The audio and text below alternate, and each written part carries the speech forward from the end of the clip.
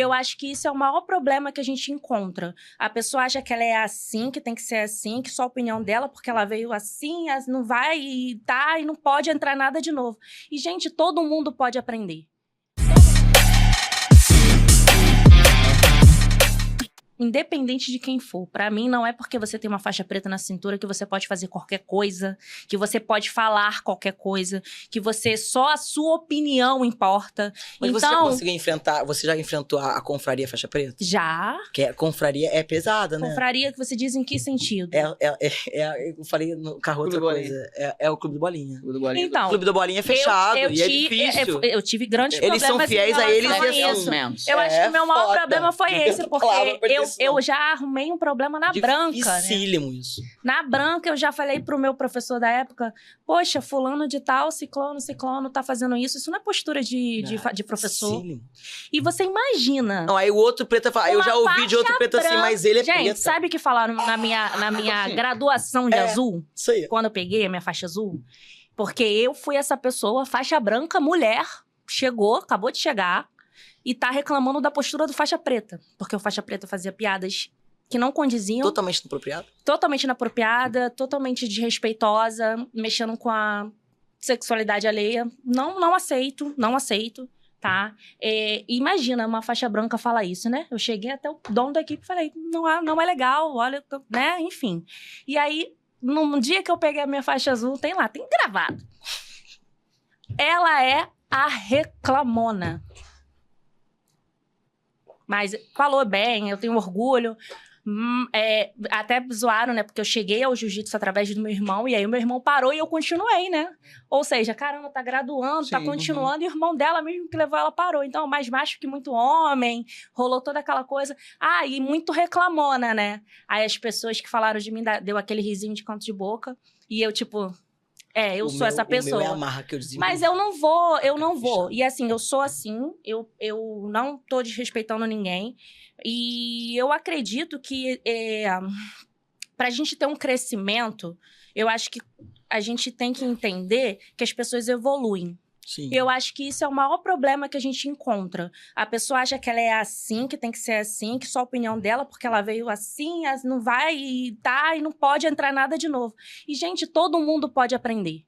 Todo mundo pode aprender. Eu tenho uma filosofia de vida que eu penso assim, eu vim, assim, até emocionalmente falando, né? Eu tenho muito isso da minha mãe me falava muito sobre isso, e eu trouxe isso pro jiu-jitsu. Toda vez que eu entro no tatame, eu não penso assim, sou faixa... Eu penso assim, eu estou aqui para evoluir. Como ser humano. Mas a gente evolui como ser humano, como professora, como mãe, como amiga, como esposa. E eu quero, cada dia que passa, melhorar em alguma coisa.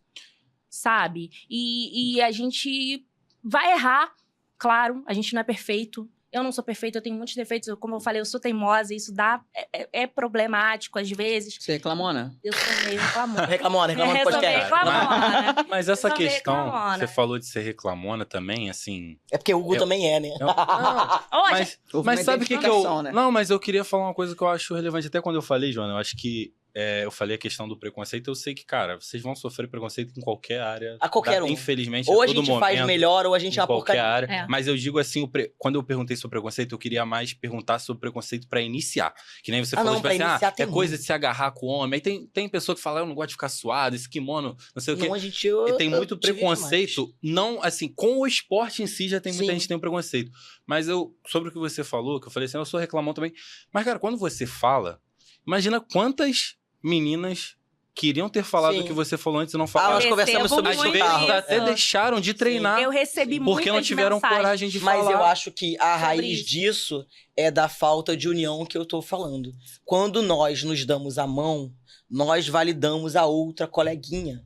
E como nós temos uma cultura das mulheres não se darem a mão, vamos ajudar a colega. Vamos sentar pra ouvir. E aí vem a sua pergunta. Quando que você descobriu que o jiu-jitsu não é esporte? Eu nunca tratei o jiu-jitsu como esporte pra mim. No primeiro dia que eu entrei no tatame, já era uma recuperação psicológica minha do que tinha acontecido comigo. Eu não fazia ideia de como eu ia me recuperar. Eu não sabia como que eu ia levantar da cama. Mas estamos aí. Eu definitivamente não queria aquilo pra mim, nem pra ninguém. Mas assim, como que eu ia passar por aquilo ali? Eu só tinha essa alternativa, o jiu-jitsu. Porque era a única coisa que me trazia uma defesa pessoal e era a única coisa que me curaria naquele momento. Foi o único pensamento. Então, eu já passei assim, meu primeiro mês eu saí do tatame chorando. Primeiro ano eu falava assim, gente, Jesus, como é que eu vou fazer esse negócio? Porque era muita coisa pra mim. Além da minha recuperação, era muita coisa. Nunca foi só jiu-jitsu. Como eu tive essa história no jiu-jitsu, eu carreguei essa história para a minha vida dentro do tatame. Então eu tenho essa assim. Aí, como eu ouvi de colegas, Joana, você não pode ficar com um colega, na época eu era solteira, claro, você não pode ficar com um colega de tatame. Eu sou solteira, por que eu não posso? O que eu acho é que nós não podemos vulgarizar a vivência como qualquer outra coisa. Sim. Numa vida profissional, no tatame, como qualquer outra coisa. Mas é um lugar de homens e mulheres que as pessoas vão se conhecer e qual o problema? Às vezes é o único ponto que elas têm pra fazer isso. Exatamente. Eu, por exemplo, meu marido, eu fui instrutora dele em outro esporte. Nos conhecemos e estamos casados hoje. E por que não? Não tenho sim. E aí, mas nós temos uma cultura muito errônea de vulgarizar a coleguinha. Aí vem tá ficando com o professor. Cara, vamos ouvir primeiro. Vamos afagar primeiro. Vamos fazer... Eles não têm um clube do Bolinha que se protege, pelo amor de Jesus Cristo, demais? Por que a gente não se protege primeiro para depois conversar com a coleguinha, para depois conseguir julgar até pra ela mesma? Poxa, amiga, deixa eu te explicar. Não tá muito. Aqui é um meio mais masculino. Vamos... Por que não? E aí, quando você se une, você começa, eu acho, a Nica levanta muito essa bandeira, você começa a aflorar um outro momento de jiu-jitsu. Por que não estarmos unidas para um Mas eu acho que isso vem carregado até de fora do jiu-jitsu. Vem. Na verdade, isso é um reflexo da nossa cultura. Exato. Sim, eu acho.